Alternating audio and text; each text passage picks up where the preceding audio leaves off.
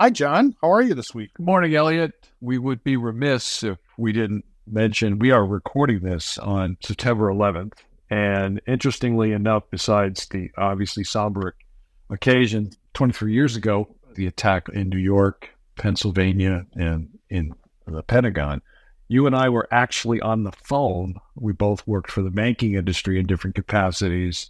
And as we were having the conversation, I got the information about the attacks. That day still rings with us all these years later, not because of that, but because of what we've talked about many times with colleagues of ours like Dennis Lermel, the first head of TFOS, all the work that the financial sector was able to accomplish after that horrific day. So it's something that stays with us. And I know you have similar memories of that day and what happened afterwards. Yes. And for those of our listeners who have come into the community since 9/11, one of the things that it also marked was a significant shift from the focus of the Bank Secrecy Act on financial crime, principally money laundering, to a dual view, one of money laundering, but equally important, of terrorist financing. And prior to 9/11, terrorist financing wasn't in the vocabulary as it related to the Bank Secrecy Act. That's right. And we're still proud today of the work of the financial sector who stepped up so quickly right after 9/11, working with Dennis and other law enforcement officials to provide necessary financial related information. And of course, then the passage of the Patriot Act, which not all of the provisions worked the way they were designed, but certainly, as you just mentioned, the focus still today on terrorism continues for the financial sector. In fact, good transition here is a couple of the things I want to highlight. Sadly, still a major problem and topic and challenge. These are from the Justice Department, and this is from a couple of announcements in the past week. One, a Pakistani national was charged for plotting a terrorist attack in New York City in support of ISIS. This was a Pakistani residing in Canada.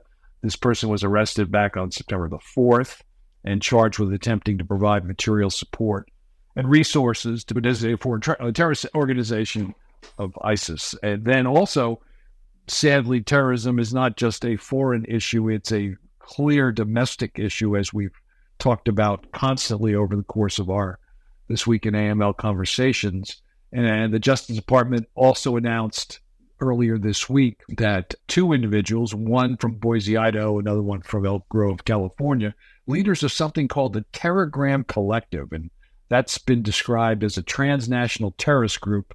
They were charged with a 15-count indictment for soliciting hate crimes, murder of federal officials, and also to provide material support to terrorists. And they were arrested last Friday by law enforcement officials.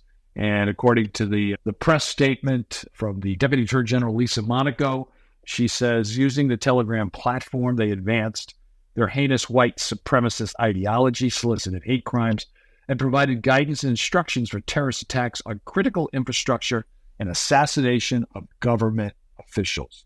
A big announcement earlier this week from the Department of Justice. So I urge folks to take a look at the full indictment.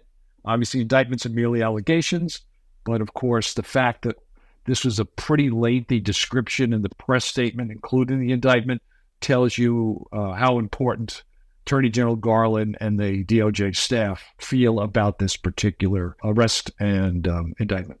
Indeed. There also were a number of announcements and releases this week that related to complaints related to crypto vis-a-vis financial crime.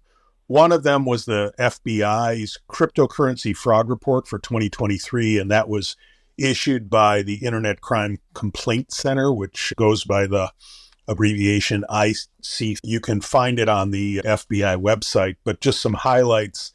In 2023, they received almost 70,000 complaints that had a nexus to cryptocurrency. They record 5.6 billion losses. Most of those, interestingly enough, were related to investment fraud, about 70% of the total. And the losses represent a 45% increase since 2022.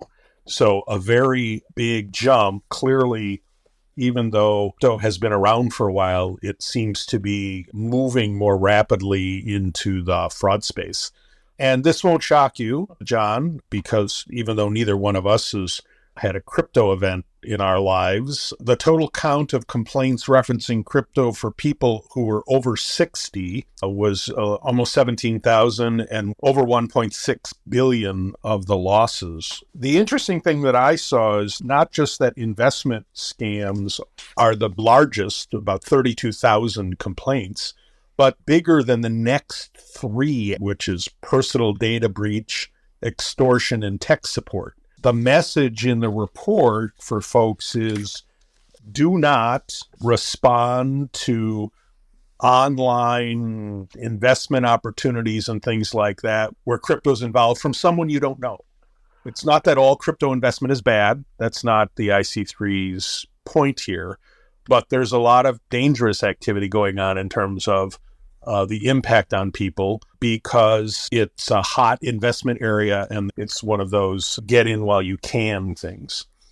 The other thing in the crypto world that was interesting is the Federal Trade Commission, the FTC, issued one of their data spotlights, and this one focuses on Bitcoin ATMs, and it's titled Bitcoin ATMs, a Payment Portal for Scammers.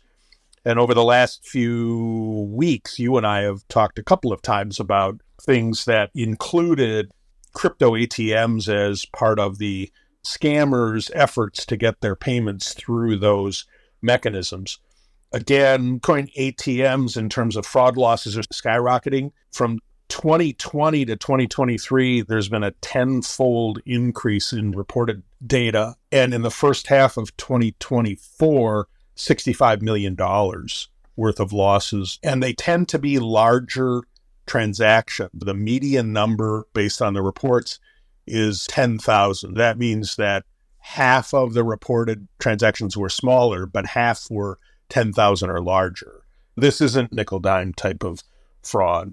So you can go find that report on the FTC website. And again, as this continues to be a growing challenge for the industry, being up to date on it so we can identify it if we can, but also help educate customers would be a good thing. A couple of other things, two related to FinCEN. One is they've issued another series of FAQs. As you look at their website, the information they have on the beneficial ownership homepage is extremely comprehensive and detailed. So to the extent that you haven't paid that much attention to updates there, there's a whole series, as I said, of not just FAQs, but also descriptions on how to file, do you qualify for exemptions, that sort of thing. Just a quick side note, president of a homeowners association, and we're told by our legal counsel in South Carolina that we had an obligation to file. And obviously, Elliot and I have been well-versed in beneficial ownership-related questions for a long time. And I'm like, really? I didn't realize. And of course, as you look in the FAQs, part of it is, are you incorporated in the state? And our homeowner association is. So we actually will be filing on behalf of the association. Again, not a big deal, but it does impact a whole sorts of areas of commerce and the economy, not just financial institutions, not just small business as defined by the Corporate Transparency Act. Anyway, long-winded way of saying there's a lot there. And so those of you that are either advising clients or need to respond to customer queries, a lot of great information on the BOI newsroom site, but also their resource page. The other thing that they issued, a FinCEN financial trend analysis on check fraud relating to mail theft. And Elliot and I have talked offline, kidded that people still writing checks. There would be certainly a focus of our citizenry. Young folks probably haven't done that unless they've done it online. But unfortunately, still a big issue. And we've talked to people and had people present at conferences from the Postal Service, still a major issue. So this particular analysis is an update to an alert they FinCEN put out. And this was done in conjunction with the Postal Service. And then looking through some of the primary outcomes about stolen mail, they said 44% were altered and then deposited, 26% were used as templates to create counterfeit checks, 20% were fraudulently signed and deposited. And so various methods of check manipulation are pretty sophisticated, and many tried to avoid interaction with bank personnel. 88% of all mail theft related check fraud reports filed from banks. Obviously, a lot of our listeners are paying attention to this. The analysis also includes every state, including DC and Puerto Rico. So FinCEN, again, mentions that they continue to focus on fraud, which is one of the priorities, and mail theft related check fraud losses continue to impact people and their personal savings, their business accounts, and retirement accounts, as well as financial institutions who have to cover those losses. So take a look at that. Just came out. I'm sure there's a lot of other good information in there. And this will be, you can find this on the FinCEN website. John, going back to the BOI information, both you and I have our own LLCs, and I don't think either one of them fits into an exemption. So I went online a few weeks ago and actually registered my LLC. And I have to say that the process was pretty smooth.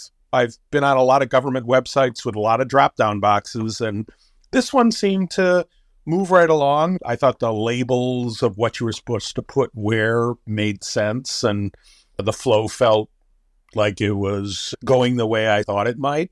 Granted, I'm probably a little more immersed in this than the average small business owner, but I hadn't seen the screens until I actually went to do it. So I think it's doable.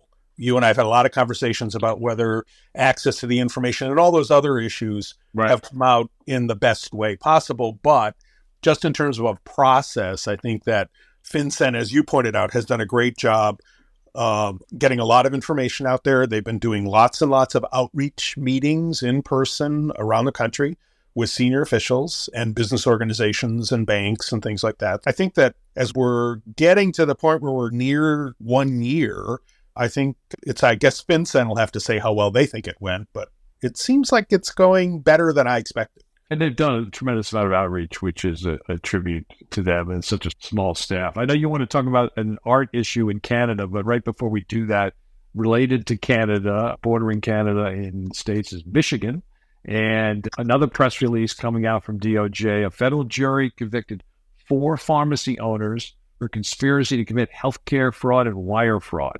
And at trial, there was individuals from Arizona, Ohio, Windsor, Ontario, all licensed pharmacists. They billed Medicare, Medicaid, and Blue Cross Blue Shield of Michigan for prescription medications that they did not dispense. The defendants collectively caused over $13 million of loss to all those entities. This was done by the FBI Detroit office, and HHS were investigators in this case as well. And healthcare fraud continues to be another challenge in the fraud space for all of us. So you mentioned the art world. The art newspaper is reporting that and I'm quoting the headline here, the alleged leader of the biggest art fraud in the world was sentenced in Canada. A fellow named David Voss, who's been described as the principal architect behind a major forgery scheme peddling thousands of fake Norval Meursault paintings, was sentenced to 5 years in prison for fraud. This has been ongoing for this investigation for a number of years, but there were more than 1,000 paintings have been seized. They've also been out seeking assistance to find other paintings and reclaim them. Meursault is a member of the First Nations in Canada, and he died in 2007, but he was a very prolific and regarded artist, also heavily collected. The investigation has an unusual history. There was a documentary film about the forgeries that helped fuel the investigation, but it was prompted by a lawsuit launched by one of the members of the Canadian band, the Bare Naked Ladies, against a Toronto gallery for selling him an alleged Ford Meursault. Oh. And originally the court said no, but on appeal, the court said yes, they were liable and awarded him a monetary settlement. That prompted a documentary filmmaker to take up the cause and start looking into it. And the film, while it wasn't the only thing, it was one of the things that prompted Ontario police to begin an investigation. So Voss was sentenced to 5 years, and one of his compatriots was also sentenced to 5 years. And Why is this something that we should be talking about? Because while there isn't a money laundering charge here, it's important, I think, to remember as we wait to see if eventually there'll be regulations related to the art world, that the art world has lots of opportunities for things to not go well. And some of them are going to have money laundering implications or other financial crime implications, not just fraud in terms of selling. I think it's worth noting. And this was a big one. Just amazing, the number of pieces involved. All right. So what do we got going for September in terms of the webinar? The webinar in September is the 26th. It'll live stream at 1 p.m. Eastern time, and it's on using adverse media monitoring in your KYC and EDD program.